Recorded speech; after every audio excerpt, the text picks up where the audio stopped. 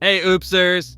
I'm Oopsman, here to spin the tale of a city where joy mutated into terror. Ukraine, Pripyat City, April 26, 1986, midnight in Chernobyl. In the buzzing, metallic depths of Chernobyl's reactor number 4, the control room pulsed with ambition and a hint of insanity. A band of hammer and sickle-waving mega Oopsers stood ready, led by the bold, fiery senior manager Anatoly Dyatlov. Dyatlov, striding like a caged wolf, shouted, "You know how those rigid professors warned us? Don't study at night, you'll botch it.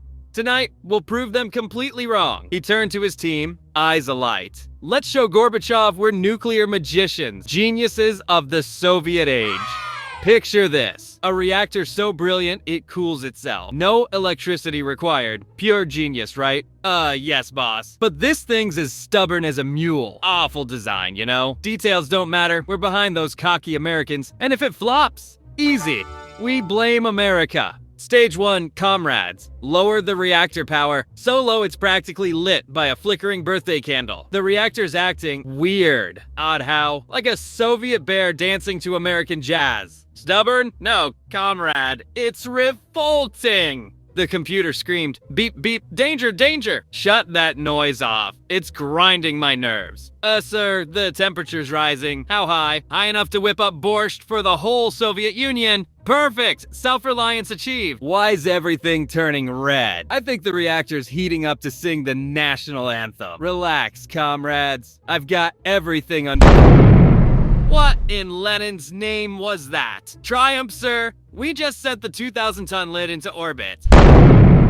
And that, the sound of the fall of communism. And with that, a 30-ton radioactive dragon was unleashed, its lethal glow tearing into the sky, spreading a shroud of fear across Europe. The consequences unfold. Unwitting people flock to a nearby bridge, captivated by the strange shimmering lights.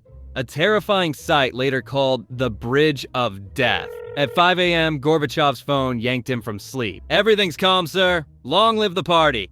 "Cut the nonsense. What's the true story?" "Oh, nothing major, sir. Just a small nuclear glow show for the comrades. Sweden's loved it. Rest easy." Every second passed. Every no problem murmured. Every nothing happened hushed. Added a new victim. Heroic firefighters and cleaners rushed in, armed with extinguishers, shovels, and raw courage. No safety gear. It was like facing a nuclear dragon with a squirt gun and a spoon. 36 hours later, Pripyat's 50,000 residents got a 3-day eviction order. Suitcases packed, lives left behind. On the 3rd day of return, which might arrive for their descendants after 20 generations, now mutated wolf pups would have to open the Ferris wheel. The Kremlin's wooden nose grew bigger by the moment, but Sweden's Geiger counters yelled, "Good effort!" Poisonous clouds scoffed at borders, posting Chernobyl's truth to the world. Death slunk in like a thief in the dark. Quiet, merciless. 31 perished in the initial blast. Act 1 of the tragedy. Then the invisible dragon dined slowly. Official count, 4,000 dead. Whispered reality, over 200,000. $235 billion.